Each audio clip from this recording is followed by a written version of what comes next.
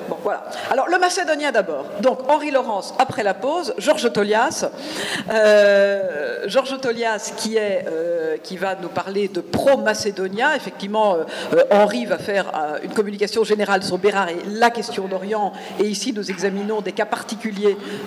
D'abord, la Crète, les massacres arméniens de la fin du XIXe siècle. Et maintenant, le pro-Macédonia de Victor Bérard. C'est Georges Tolias qui va nous en parler. Georges Tolias qui est historien, qui a fait une grande thèse sur l'image de la Grèce moderne dans la presse révolutionnaire parisienne, qui est aussi un grand spécialiste de la cartographie des portulans, des cabinets de curiosité, depuis la Renaissance jusqu'au XIXe siècle, et qui va nous parler maintenant de l'ouvrage de Victor Bérard, qui est peut-être un de ses moins connus dans ce qui touche à la question d'Orient, intitulé Pro-Macédonia. J'ai oublié de dire que Georges est directeur de recherche au FNRS ici à Athènes. Voilà. Merci beaucoup Sophie. Je voudrais remercier les organisateurs du colloque, mon ami Sophie Bache, mon ami Alexandre Farnou et mon futur ami Michel Espagne pour leur invitation à cette école française d'Athènes, toujours ouverte et toujours accueillante. Et la proposition du début, c'était d'étudier les cartes pour l'Odyssée, mais quand je me suis mis à lire les textes homériques de Bérard, j'ai très vite compris que c'était complètement en dehors de ma compétence. Alors je préférais son approche de la Macédoine. Son approche de la Macédoine dans 3 ouvrages successifs dont je vais vous parler. Au mois de janvier 1896, dans la préface à la seconde édition de la Turquie et l'hellénisme contemporain, Macédoine, Hellène, Bulgare, Valaque, Victor Bérard constatait avec amertume l'accueil défavorable que son livre a reçu dans l'Orient. Les journaux d'Athènes, lui ayant violemment reproché son mishellénisme, ceux de Sofia son dévouement à l'idée grecque et ceux de Bucarest son manque de patriotisme latin. Le livre a été interdit à Constantinople. On a vu même les documents. Cela n'a certes rien de surprenant. Il s'agissait de la Macédoine et des idées d'un humaniste radical qui militait pour la cause des peuples opprimés, des Crétois, des Arméniens, entre autres, mettait en garde contre les écueils du nationalisme et poussait la critique du régime ottoman jusqu'à la démonisation. Une petite parenthèse là, je pensais qu'après 5 siècles de croisades et 2 siècles de questions d'Orient, le dernier sultan ne pouvait être que paranoïaque. Alors, dans ce conflit sanglant pour la Macédoine, dans ce conflit sanglant de nationalisme et de religion qui devait marquer l'histoire des Balkans jusqu'à la toute fin du XXe siècle, les idées de Bérard sur la Macédoine ne pouvaient plaire à personne. En fait, elles restent toujours une affaire épineuse et obscure. La plupart des lectures modernes de 3 ouvrages que Bérard consacra à la Macédoine sont hâtives et partiales. Elles visent à puiser les arguments nécessaires à la construction de thèses toujours engagées et étrangères à l'esprit de Bérard. L'historiographie grecque actuelle, même la plus modérée, le considère comme un partisan de la politique bulgare, tandis qu'à Skopje, il est cité comme un des pères de l'idée nationale macédonienne.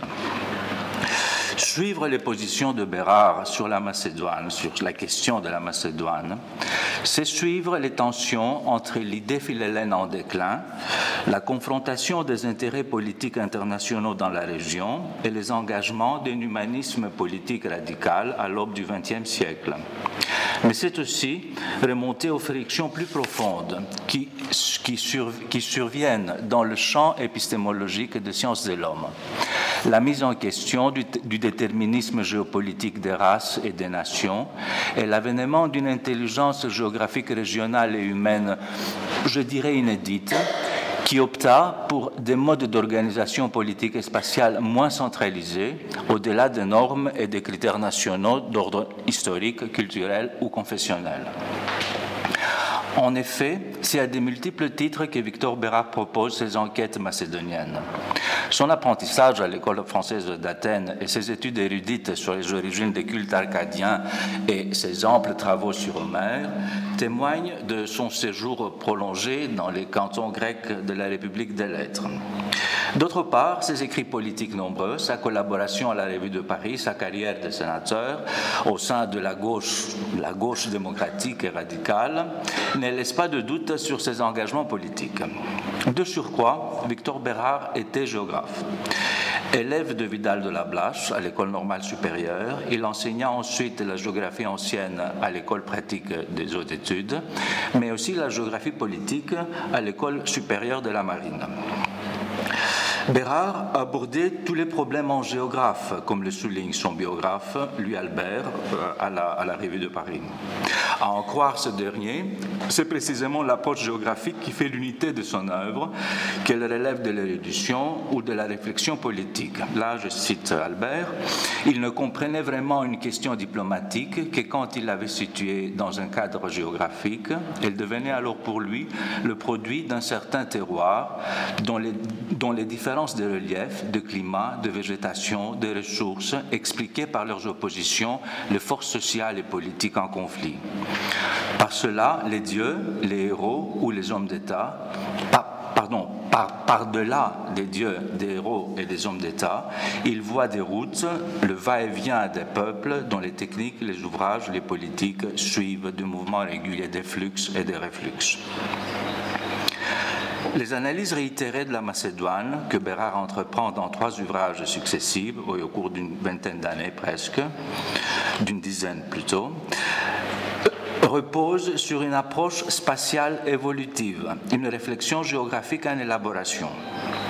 En 1892, dans la préface de la Turquie et l'hellénisme contemporain, il esquive toute tentative de définition géographique, de géographie politique, administrative ou historique pour avancer une définition fondée sur des données de la géographie naturelle et humaine. Bérard définit la Macédoine comme une région naturelle dont les limites sont assez nettes, une région continentale qui présente une grande uniformité dans la forme et la disposition de ses vallées. Il conçoit la géographie régionale de la Macédoine comme un système de hauts plateaux successifs, façonnés par le travail des fleuves, qui constitue de ce fait un système unificateur interne de communication. Les habitants viennent ensuite, comme les prolongations des enchevêtrements des populations des pays limitrophes, hellènes, serbes ou bulgares, piégés dans des visions nationales antagonistes inspirées par les intérêts matériels, les souvenirs historiques et les traditions de race. Le livre s'articule autour de 3 composantes ethniques de la Macédoine et propose une mosaïque de tableaux à partir desquels son auteur s'adonne à un examen détaillé de genres de vie dans leurs milieux socioculturels, ça c'est des termes de Bérard, dans leurs milieux socioculturels, politiques et naturels. La leçon de géographie régionale et humaine de Vidal de la Blache transparaît tout au long du récit de Bérard, surtout dans l'effort constant d'envisager les modes d'organisation possibles, ou moins étatiques et moins centralisés. Tout comme Vidal, Bérard s'intéresse aux aspects humains et politiques, à la géologie, au transport et à l'histoire, aux formes de civilisation et à la circulation des hommes. Lors de ce premier voyage, effectué en 1890 et publié en 1892, Bérard ne semble pas foncièrement conscient des véritables dimensions du problème, ni de son degré de complexité.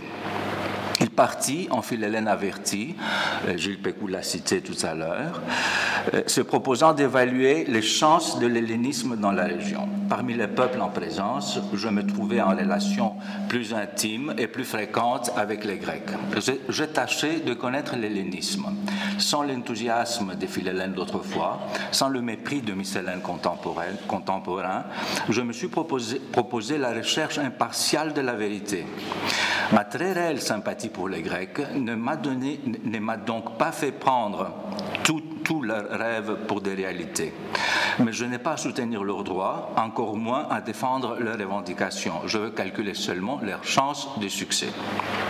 La situation du pays était déplorable et aucune mesure n'était prise pour mettre en œuvre les réformes prévues par l'article 23 du traité de Berlin.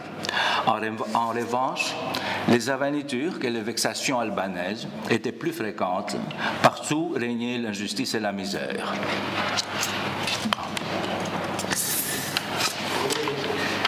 Voilà. Partout régnait l'injustice et la misère. Quant aux chances grecques, elles lui parurent fort douteuses. L'animosité contre les pratiques du patriarcat de Constantinople, du patriarcat grec là, étant généralisée au sein de la population slave fidèle à l'exarcat. Bérard a pu constater le recul de l'hellénisme dès son entrée en Macédoine slave. Dans la bourgade de Struga, sur le Drin, là je cite, c'est un long passage mais ça vaut la peine, les passants ne répondent rien et ne semblent comprendre ni l'albanais, ni le turc, ni le grec. Nous interrogeons en grec une longue et large culotte des îles, un grec celui-là, avec sa veste lacée par derrière, ses bas bien tirés aux genoux et ses souliers découverts, quelques bacales venus jusqu'ici de Tinos ou de Mytilini. Nous ne parlons pas grec ici, δεν μιλούμε τα ρωμαϊκά εδώ. Nous sommes bulgares, είμαστε βούλγαροι, nous répondent-ils dans le plus pur grec du monde grec.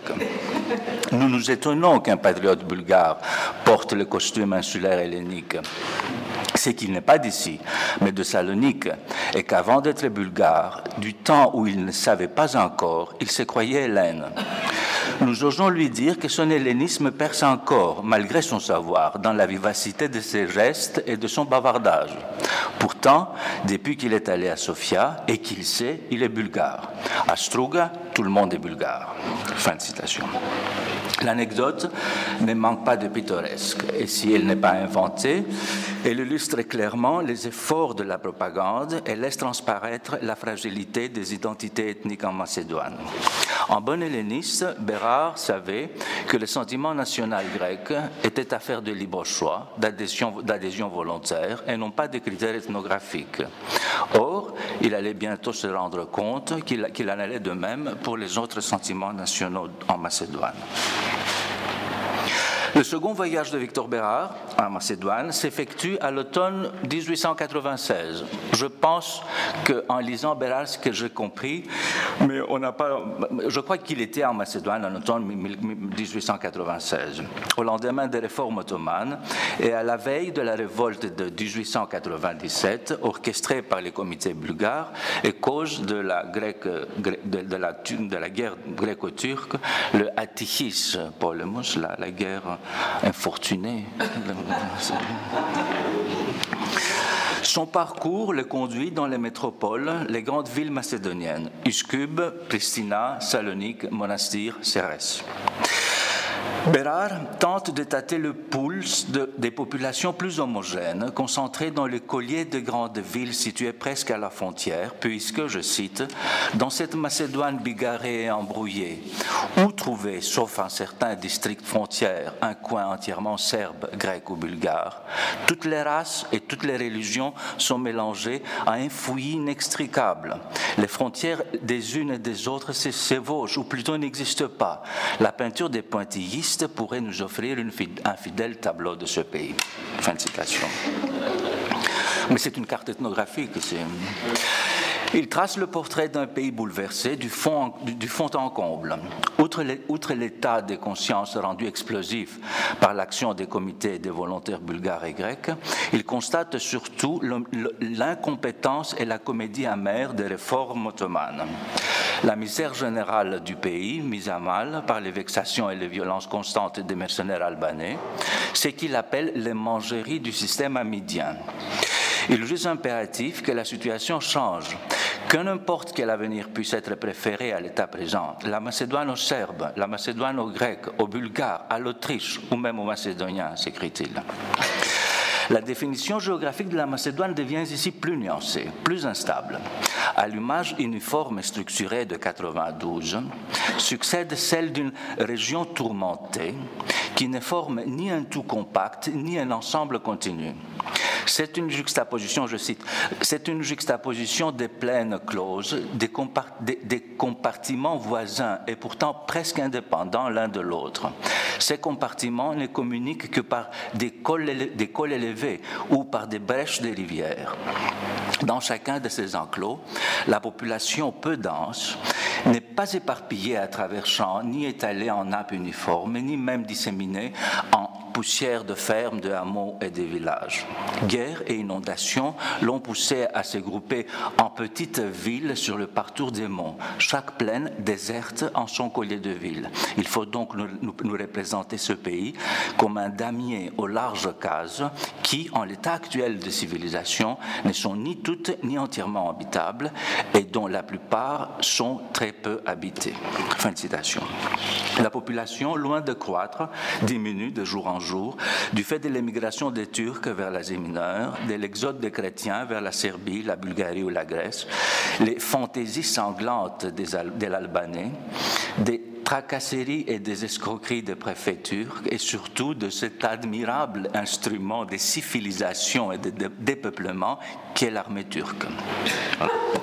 Cet état d'abandon et de délabrement, cette absence presque anarchique de cohérence et d'emprise est néanmoins grosse de potentialité.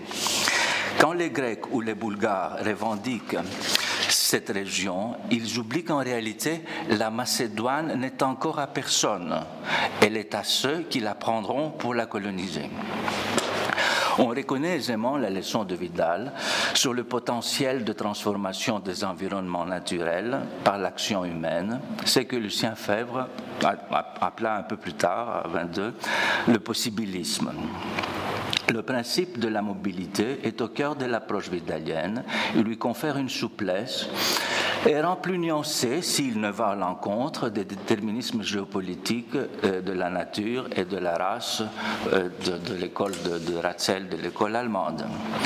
Ainsi, dans l'éventail ouvert des possibilités, Bérard décèle le jaillissement d'une identité nouvelle pour les populations slaves mitigées de la Macédoine. En réalité, écrit-il, cette masse varie du bosniaque le plus pur au bulgare authentique, en passant par le serbe et le macédonien proprement dit. Ils se disaient bulgares hier, ils se disent serbes aujourd'hui, ils se diront macédoniens demain. C'est précisément le potentiel de cette population qui fait l'objet de son dernier ouvrage sur la région, avec lequel je vais terminer, le Pro-Macédonia. Bérard résume ainsi les transformations cruciales observées dans le pays. Par un progrès constant, il dit, les Slaves ont gagné du terrain sur les Hellènes et les Hellènes en ont perdu. Descendant de leurs montagnes, les Slaves sont aisément envahis les vallées intérieures, puis les plaines côtières. Ils se sont installés dans les villes et même dans certains ports. Et notre mouvement, non moins continu, c'est Vidal toujours, et notre mouvement, non moins continu et non moins visible, a fait déborder l'Albanie sur la Macédoine occidentale. Des populations entières ont disparu devant eux. Mais ces changements matériels ont bien moins d'importance qu'un autre changement tout moral survenu depuis 4 ou 5 ans. La Macédoine était autrefois tiraillée entre 4 ou 5 propagandes étrangères qui, serbes, bulgares, valaques, grecs, etc., étaient toutes pour double caractère d'être nationalistes et d'être religieuses, de revendiquer l'annexion à la Grèce, à la Bulgarie, à la Serbie, etc., et de s'appuyer sur une église serbe, grecque ou bulgare. À ces nationalismes cléricaux fait place aujourd'hui une organisation fédéraliste et révolutionnaire qui voudrait s'appuyer uniquement sur l'élément indigène. Elle revendique pour la Macédoine et les Macédoniens une existence propre et sinon des droits ou privilèges politiques, tout au moins des réformes administratives à un gouvernement particulier. En effet, entre 1996 et 1903, les événements se sont accélérés. La révolte de 1997 a amené presque 200 000 réfugiés en Bulgarie et la transformation de la Macédoine en champ clos des comités slaves, des andartes grecs et des bachiboujouk musulmans. Ça, c'est pas à moi. La conférence de l'Organisation révolutionnaire intérieure macédonienne, tenue à Salonique en 1996, craignant que la région ne connaisse le sort de la Roumélie, refusa d'associer le mouvement révolutionnaire à la Bulgarie, réclama l'indépendance de la Macédoine et la création d'une fédération. Ça, c'est 1996. Pro-Macédonia n'est pas le fruit d'un nouveau voyage ni d'une nouvelle étude de géographie. Les livres parus en 1904 reprend en partie des articles publiés dans la Revue de Paris l'année précédente. Et il est lié, tous ces articles et l'édition du livre est évidemment lié à la réunion de Paris mentionnée plus tard, alors j'en passe. Le livre consiste à une analyse politique inspirée par les événements, fondée sur des documents diplomatiques, des rapports consulaires, les livres jaunes, le Blue Book aussi, par les archives, le ministère des Affaires étrangères français et britannique, les communiqués des insurgés, alors encore une image pour les otages de Bérard, et des articles parus dans la presse. C'est un texte polémique, relativement bref, une défense des révolutionnaires macédoniens. Bérard traite de la débâcle de l'administration ottomane de la région, de l'impossibilité des réformes promises et du climat de violence généralisée toléré par les Autrichiens, les Russes et les Grecs. Il fait ensuite une apologie enthousiaste des révolutionnaires macédoniens, leur vision fédérale, justifiant même leurs moyens d'action, y compris la guerre biologique et les attentats à la bombe contre les établissements européens et grecs de Salonique en 1903. Bérard milite pour le soutien international de la cause révolutionnaire et présente comme seule solution possible le projet d'une fédération macédonienne autonome, suivant le modèle suisse, matrice d'une confédération balkanique future. Là, juste une petite parenthèse pour dire que les idées des révolutionnaires macédoniens de 1996 étaet présentées en France, même une année avant la conférence, en 1895, par Paul Argyriadis, un socialiste, un émigré grec avocat à Paris et socialiste enthousiaste,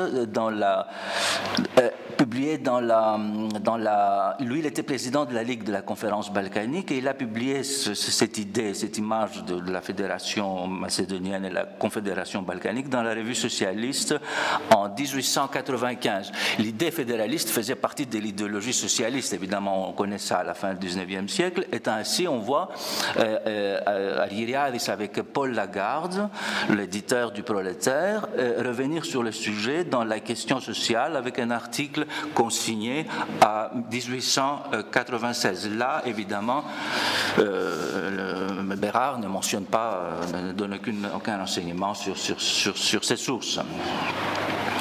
Mais pour revenir à l'ouvrage de Bérard, il inclut aussi le mémorandum bulgare de 1903 sur les atrocités turques contre les populations slaves de la Macédoine. C'est une liste des atrocités commises avec la complicité, et souvent plus que la complicité des Grecs de la région. Puis suit le projet d'action internationale pour la pacification, analogue à celui adopté en Crète. C'est un récit des événements de Crète qu'il propose de répéter en Macédoine. Il n'y a pas de marine.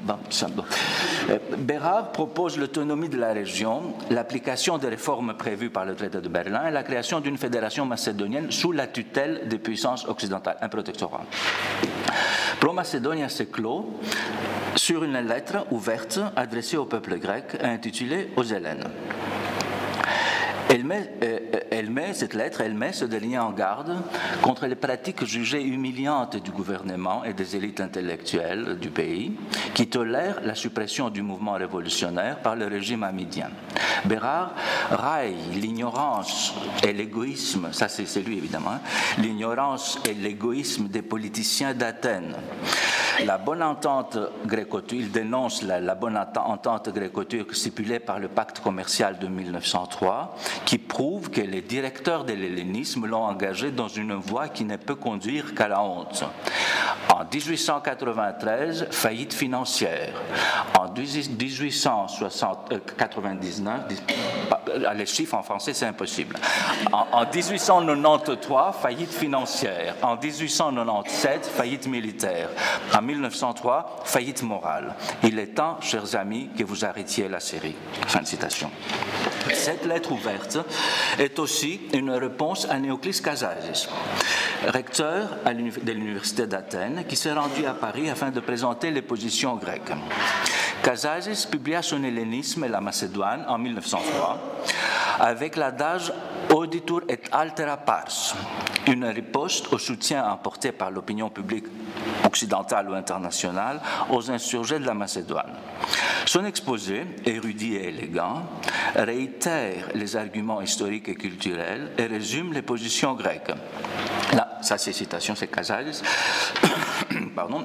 La Macédoine est grecque. Elle est partie intégrante de la péninsule hellénique dite balkanique. La terre macédonienne constitua de tout temps le boulevard de l'hellénisme, sa forte barrière contre les envahisseurs du Nord. Selon ses dires, les seuls responsables de la situation actuelle sont les Bulgares, instruments de la politique russe, du panslavisme. Kazazis s'indigne de voir Bérard accuser les autorités grecques de coopération illicite avec les autorités ottomanes contre les insurgés en Macédoine. Il se scandalise également que Bérard ait osé comparer les brigands nihilistes, c'est lui qui les appelle comme ça, qui posèrent les bombes à Salonique à l'héroïsme de Canaris. Et il réfute l'existence d'une révolution macédonienne et d'une idée macédonienne. Je cite, quant à une conscience macédonienne, elle n'existait pas plus qu'une nationalité ou une histoire macédonienne. Monsieur Victor Bérard est sans doute allé trop loin. Il n'y a pas d'idée macédonienne car il n'y a pas de race macédonienne. La réaction de Bérard devait être redoutable. Il répliqua sans mâcher ses mots. Monsieur Kazazis est venu nous présenter l'apologie de cette politique déshonorante. Innocenter Abdulhamid a incriminé les seuls Bulgares, refuser les vraies réformes et dire que les lois hamidiennes sont suffisantes pour régler le problème macédonien. Alors, mesdames et messieurs, les travaux de ce colloque ont clairement montré, et vont continuer à le faire, me semble-t-il, que la question amérique mise à part, la question d'Orient est manifestement la préoccupation principale de ce polymathe toujours alerte et entreprenant. Et parmi ces multiples facettes de cette question, l'affaire macédonienne a de toute évidence occupé une place importante dans sa pensée, puisqu'il y est fréquemment revenu pendant 15 années consécutives entre 1990 et 1904. L'expérience intime de ces deux voyages dans la région est la source première de sa fascination pour le pays et ses habitants, ce mélange inouï de langues, de cultures et de confessions, cette poussière d'empire en miettes. Les populations de la Macédoine, en mutation, offrent à Bérard un véritable cours de géographie humaine expérimentale. L'accroissement noie ainsi les populations diverses jusqu'à en faire un peuple hétérogène avant qu'il ne survienne une autre vague migratoire plus importante encore, amenant à la disparition ou à la localisation de cette même population, professait Vidal de la Blache.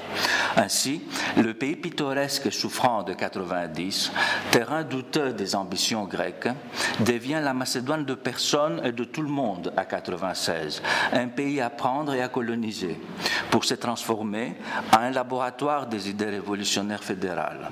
Bérard reste fasciné par la genèse d'une formation spatiale nouvelle dans les vestiges ottomans des Balkans, la possibilité d'une entité multiethnique fédérée, encore une vision presque, on dirait, vidalienne d'identité régionale décentralisée, érigée autour d'un système de métropole, respectant les souvenirs historiques et les traditions de chacune des races qui l'a composée. Ce sont peut-être ambitions chimériques, disait Bernard, mais ce sont aussi ambitions nouvelles au Levant. Bérard est conscient de la force des utopies, et surtout des utopies politiques dans ce cas. Les occurrences du mot chimère et ses dérivés dans ces textes macédoniens sont très nombreuses. Et son biographe, Louis Albert, atteste qu'il pensait toujours grand. Il nous livre du reste une anecdote fort éloquente. Un jour, me parlant d'un article, dit Albert pour Bérard, un jour, me parlant d'un article écrit par un de ses confrères sur l'Égypte contemporaine, il me dit « C'est bien, mais ça manque de pyramides. »